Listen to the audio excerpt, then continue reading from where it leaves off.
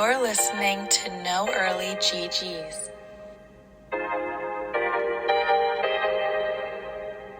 Hey everyone, and welcome back to episode 53 of the No Early GG's FPL Draft Podcast. I'm once again joined by Noah in our last summer episode before the game week previews start.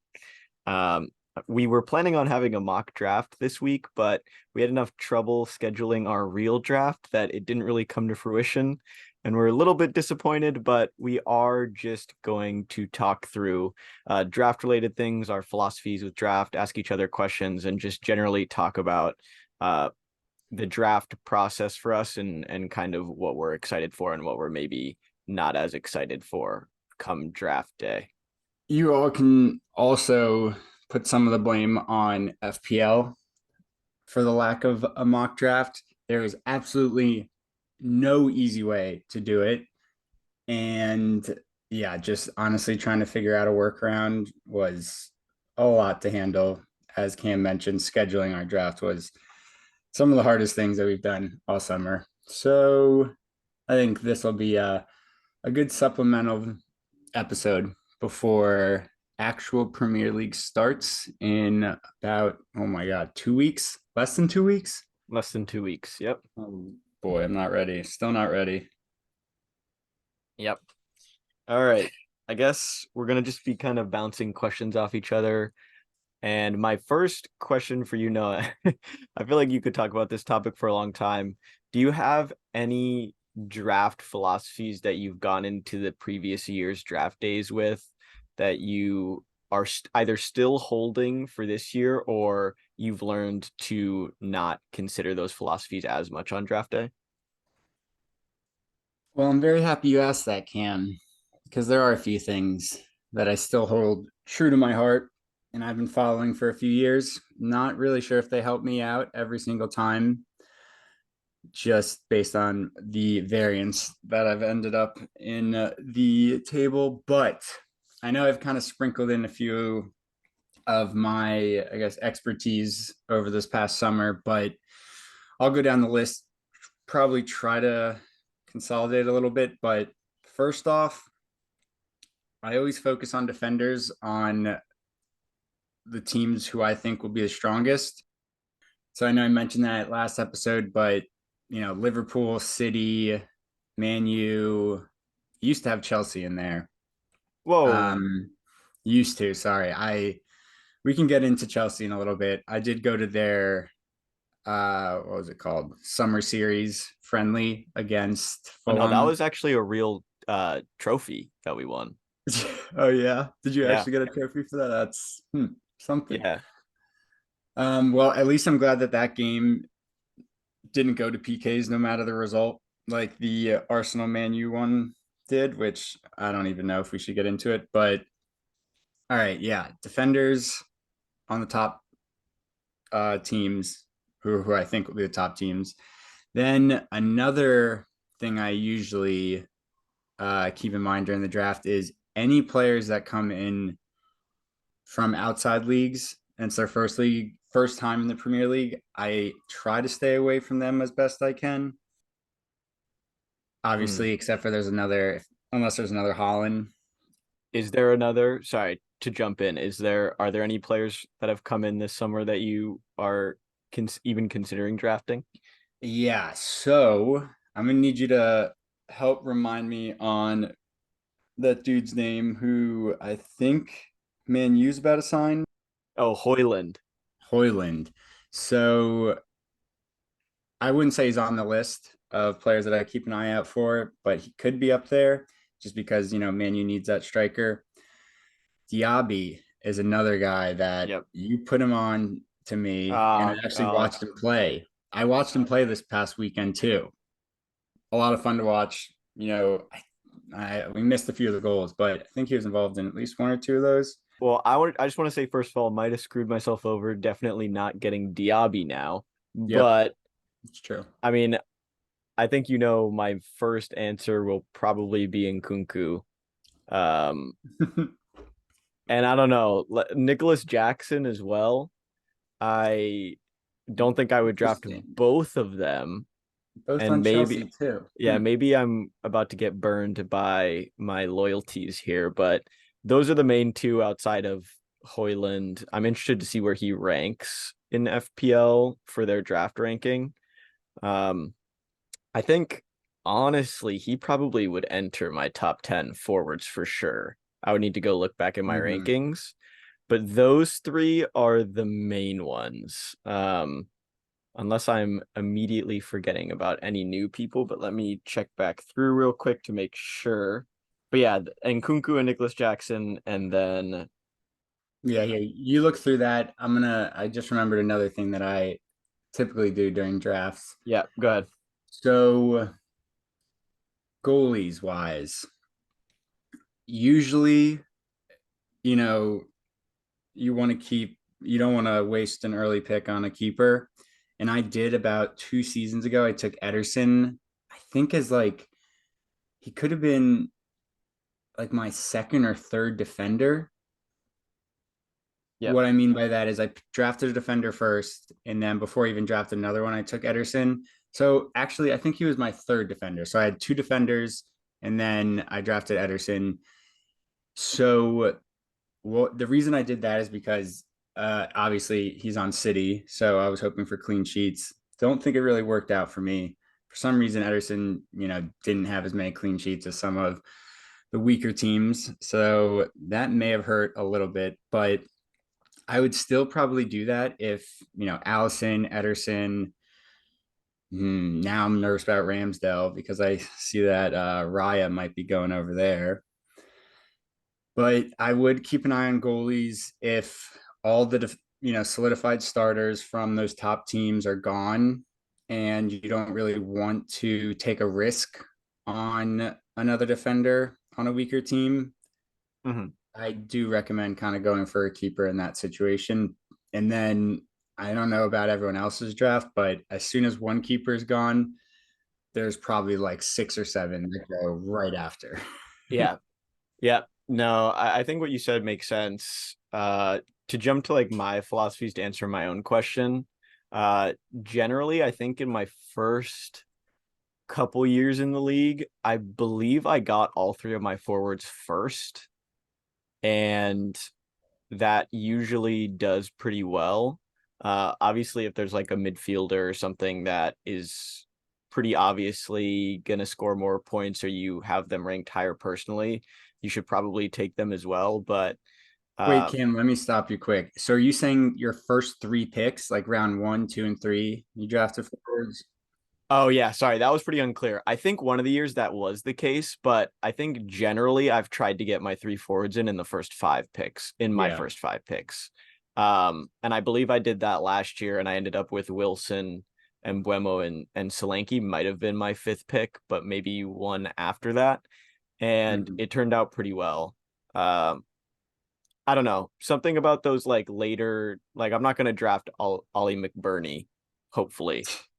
No, but I agree with you in that sense because, like we always say, we probably mention it every single episode, but like if you don't draft a forward that actually plays, then you're going to be forced to just pick up someone who barely gets on the pitch. So Yeah. it's probably worth it to reach for a forward than to take a midfielder just because of this poor forward pool that FPL just keeps making worse and worse. Yeah. The other philosophy thing, and it kind of touches on what you were talking about with the goalies. Um, I Some people like to argue that the goalies finish kind of randomly and pretty close together in points.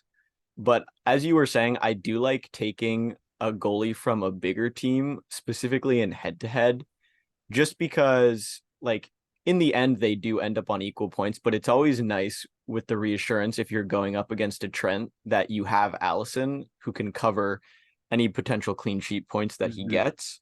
And in that week, and whenever you play that person that has Trent, like you'll nullify at least his defensive points that he can get.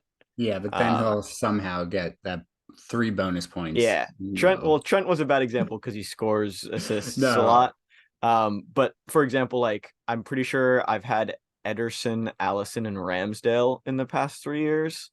Mm-hmm. And just knowing going up against your Van Dyke that I'm pretty sure you've had all 3 years, that my Allison would be negating his points was always nice to know Yeah. for sure. And then, all right, since we're on the keeper talk right now, Cam, I'm curious your philosophy. I think you actually did this last year, but you had two keepers, like you just mentioned, that Yeah. I think were pretty interchangeable. Like they're both starting goalies, I think on decent teams. You definitely had De Gea and then And Ramsdale. yeah. That's right. So what do you recommend if there are, two keepers, I guess, available on those big teams? Like, did you sacrifice, maybe picking a decent midfielder, forward, or defender, or not forward, but did you Yeah. sacrifice a defender, midfielder to take, Ramsdale or De Gea? Yeah, definitely not a forward. And probably nothing past my fourth midfielder. So it would have to be either a goalie before my fifth mid or a goalie probably before my fourth or fifth defender. Um, just because those like defenders are probably the most replaceable, specifically in Mm-hmm. a 12-man league. So I do think that the goalies are more valuable because they are the scarcest position after forward, and even if not even more scarcer in a 12-man league. So um yeah, goalies are definitely a premium that I think are overlooked sometimes. Yeah, I think I was actually in a similar boat as you because I had Pickford and Yoris. Yeah. Both defenses ended up just killing me at the end, but I think most of the time I was, yeah, debating on who to start based on the matchups. So yeah, I think I'm with you there. I mean, also, like we were talking about with the Brighton goalies and potentially the Arsenal goalies, now with Raya maybe going to Arsenal, like if you can potentially just get both of them and get them out of the way, that I guess that's an option. Probably you can get your second goalie later, especially if it's like very clearly a backup. Um, but then you're kind of in a bad spot if their fixture that week is really bad. So Or I don't if like you doing that. or if you take Ramsdale and then someone else just like a round later takes Raya, Yeah. so They're that makes taking me they're nervous. taking a gamble there, so you kind of have to. I mean, you both kind of are because Yeah. who knows if they'll split time. Yeah. All right. I think that was a good question. I guess I will ask you another question. Sorry to hog the question spotlight, but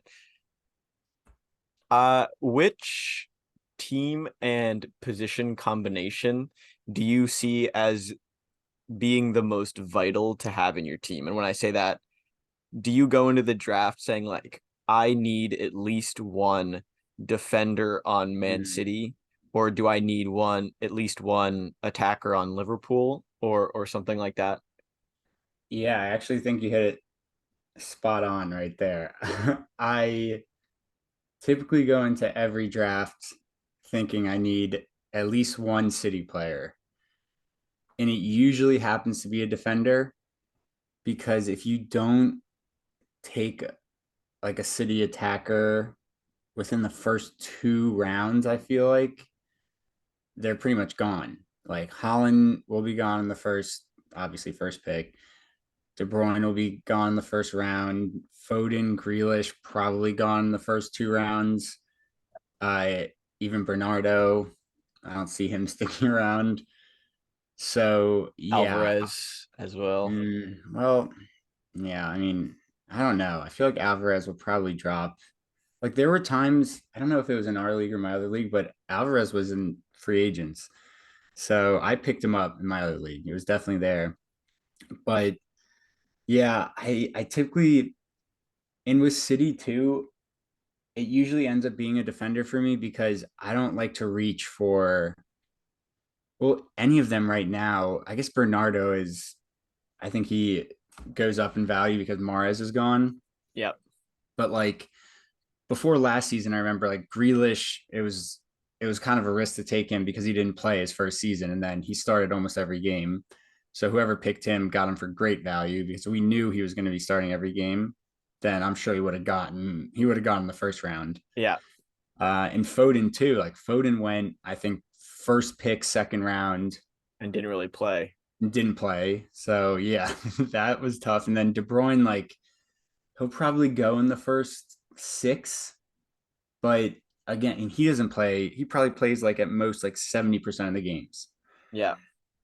So yeah, City defender I usually go with, and then last year before the draft, I told myself I was 100% taking a Liverpool defender.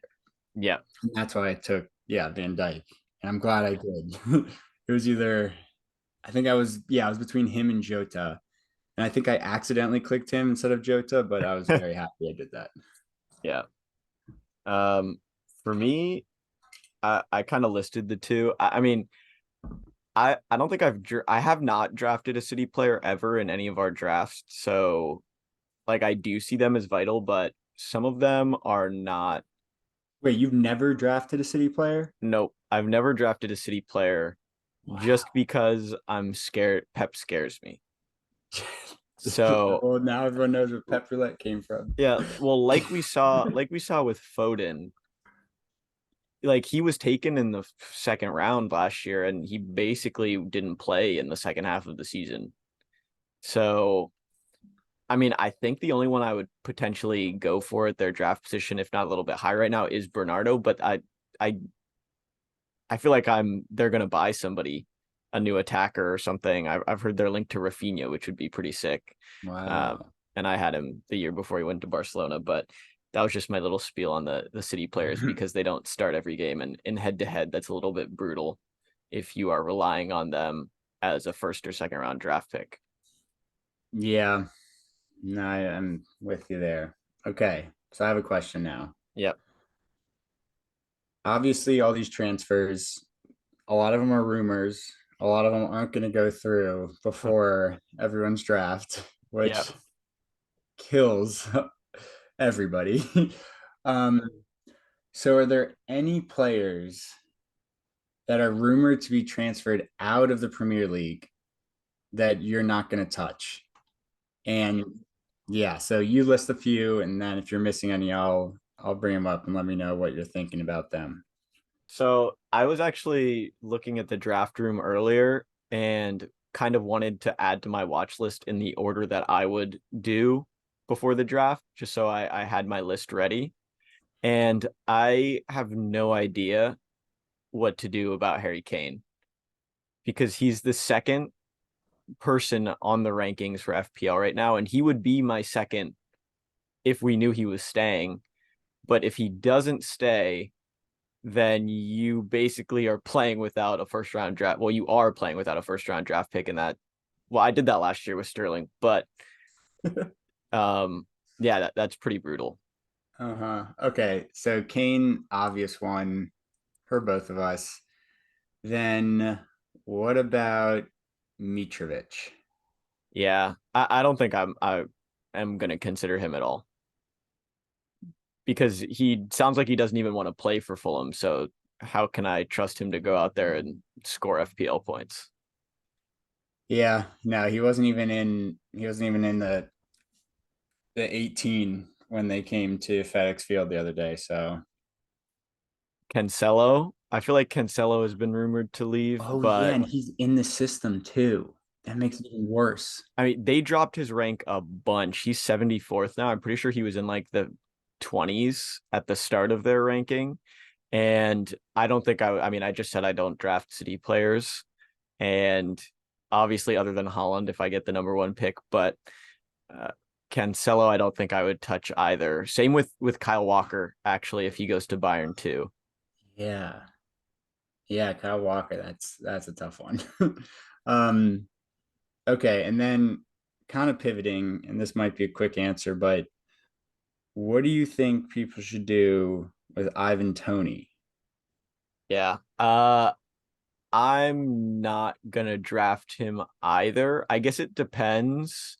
If you feel confident, league by league, it's going to be different because there might be somebody that, takes that gamble really early. That was no pun intended, gamble really early. Uh, Somebody is going to gamble on him other than himself. And Like it really depends.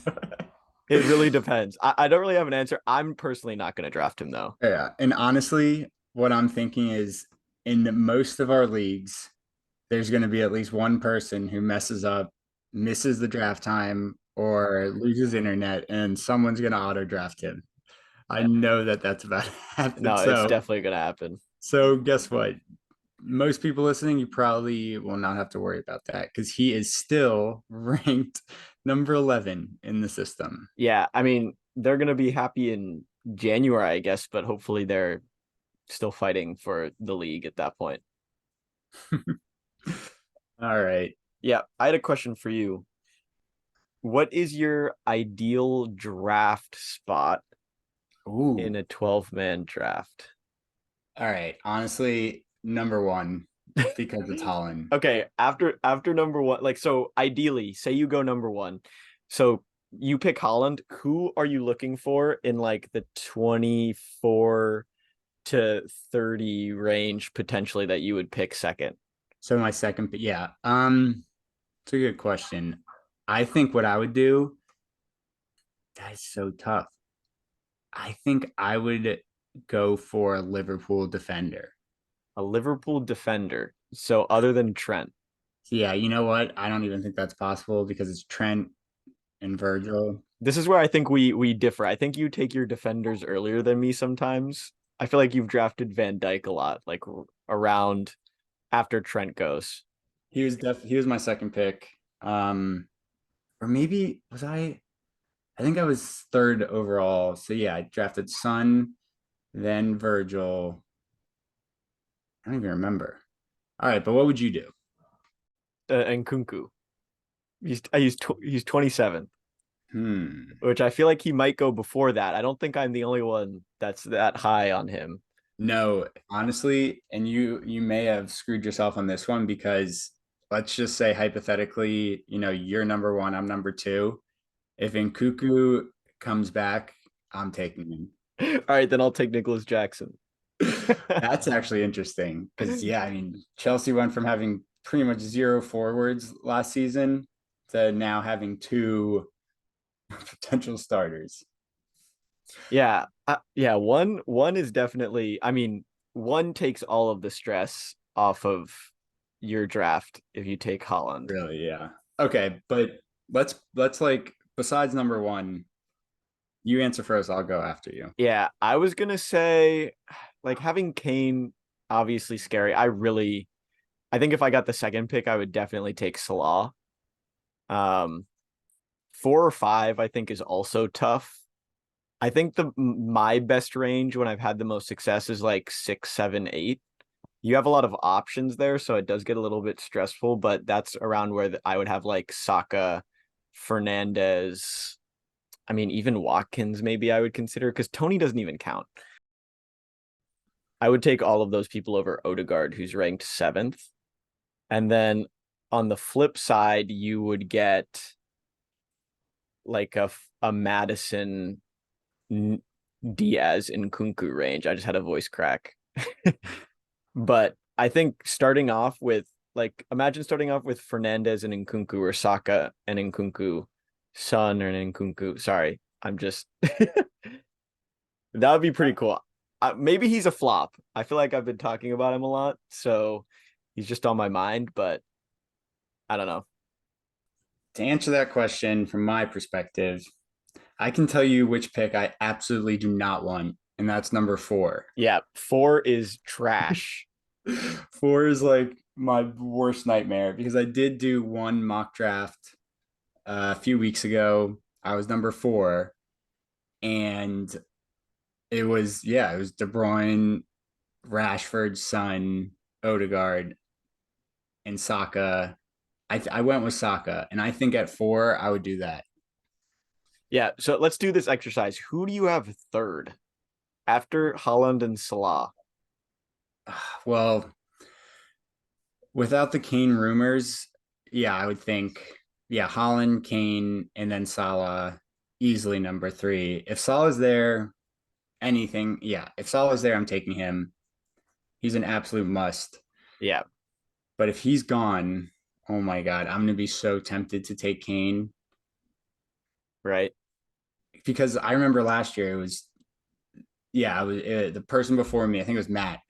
He was number two, I was number three, and he took Kane, and I was like, oh my God, I wanted to take Kane, but obviously I ended up taking Son. Yeah. I think if it came to this is gonna be insane, but if it came down to Kane and Son, would it be crazy if I took Son?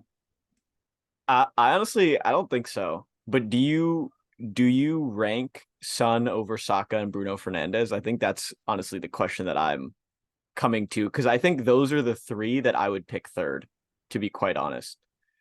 I don't know. I don't know how much I rank Rashford. We already talked about how his rating might have been a little bit too high for both of us. But if he's not even playing striker, I think that drops him even more. Yeah, I think no, I don't think I can. Obviously, as soon as you're on the clock, everything goes out the door. All your plans just like Yeah. flee. But because I remember you just get panicked. Not it's never what you expect. But I don't think. Yeah, I don't think if I have number three pick and Holland and Salah are gone. Yeah, I think I would go with Bruno. He's just he's going to play almost every single minute. He'll be taking pens.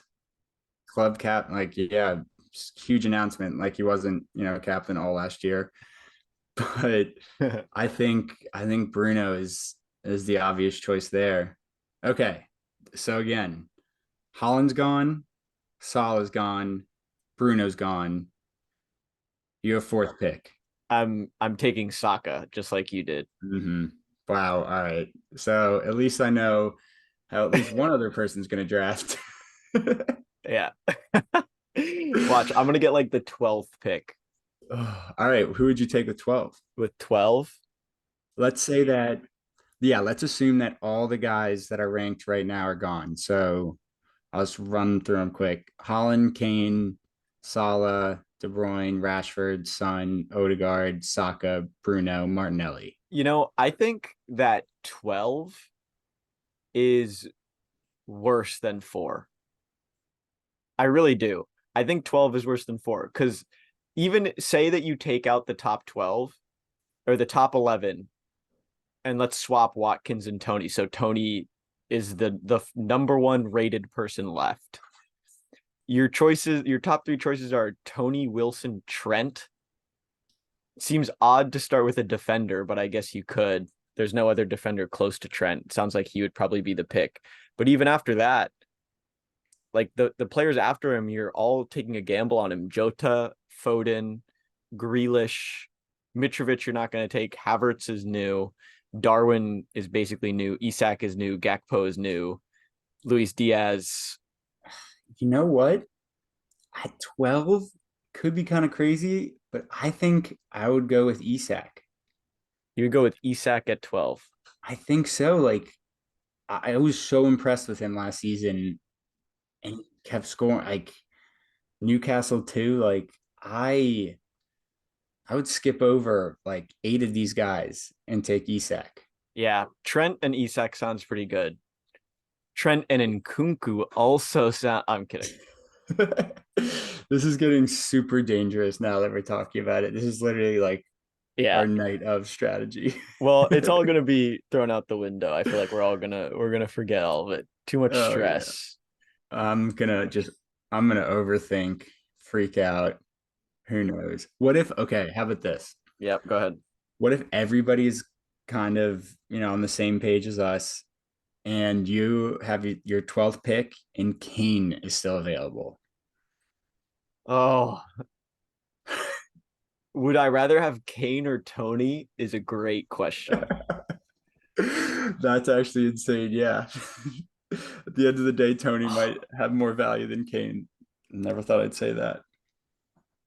Dude, I feel like I would have to take Kane.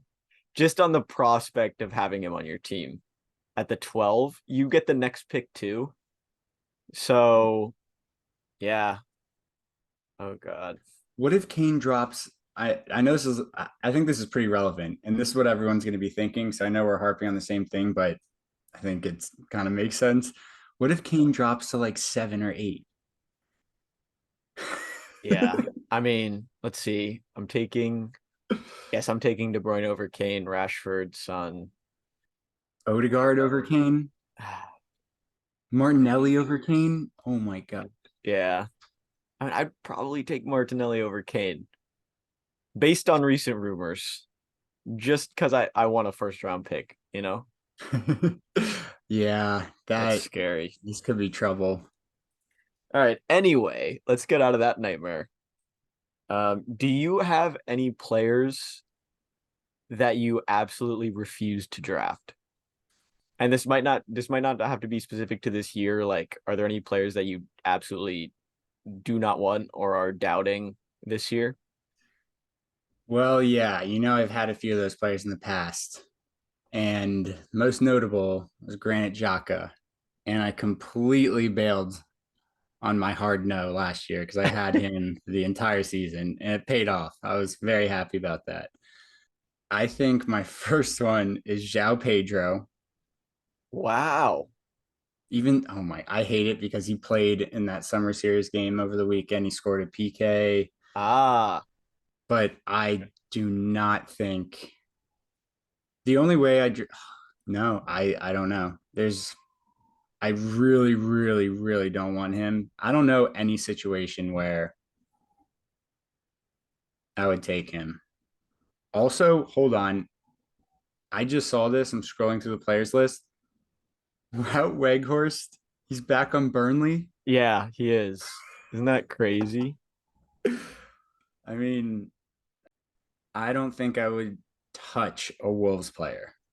I was gonna say I don't think I was draft any West Ham players Bro, other than Bowen, what about, oh, I heard Skamaka might be gone too.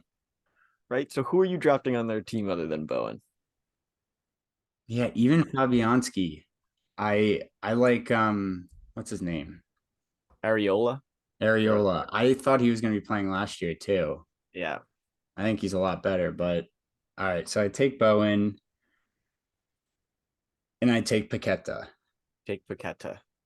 Yeah, my goal is to have all of my forwards before Ings and Antonio are on offer, which is they're ranked 70th and 73rd. Matter of fact, let me look at the forwards below them and see who I would take. 70 and 71. Ferguson is below them, which is crazy. Joao Pedro, Carlton Morris. Oh, would I rather have Ollie McBurney or Danny Ings? So many things going through my head right now. Like things I haven't thought about yet. I'm like, oh no, what am I gonna do? You went real quiet there. I was a little bit scared. No, I got distracted by one Wolves player. I would take Jose Sa if he's literally there, Yeah, like at the end. yeah. Would you rather have Raul Jimenez or Ings or Antonio? Oh my gosh. I feel like it's got to be Raul Jimenez. Yeah, I think so. He played it against Chelsea the other day, and he wasn't even wearing his head brace. Ah, he's back. It could be back. Oh, one other thing. I know we news since we last had our podcast. Obviously, the Hoyland news was pretty big. The other thing is Sheffield lost probably their best fantasy asset in Ndiaye. He went to Marseille. So I'm not drafting anybody from Sheffield United anymore. I don't know. I don't think I know a single player on their team. You don't know Mick. We just talked about McBurney Nick for Burney. Oh yeah, yeah, yeah. What about? Would you consider drafting Kovacic? he might be one of those players. He's not on my do not draft list, but players like that never really excite me enough to draft them. There's some other players in that category as well. Xhaka in recent seasons, which I think obviously was wrong in hindsight last year. But, and we were talking about Andre Santos before the podcast. I don't think I would draft him necessarily either. But there's kind of this class of center mid, like Bruno Guimaraes. I don't think I would draft him either. Douglas Louise. I feel like that's another place where we differ. I don't. I like having outside mids or center attacking mids, and those three aren't that. They're more of like an 8, and it's just a little like Højbjerg as well. Like their goals are so few and far between that if you do have them on your team, maybe in a pinch, they're good. But other than that, I don't have faith in them to score enough for me. Yeah, I just usually like having that guarantee 2, 3 points, but it hasn't really worked out for me. So I don't know. That's going to do it for episode 53 of the No Early GG's FPL Draft podcast. Thanks for listening. Not going to end it with classic no early GGs today, but I will give one piece of advice. FPL system, not great. I would recommend giving everyone 90 seconds at least for their pick because you played this before, there's at least one time where it's going to drop out and you're going to miss. No early GGs.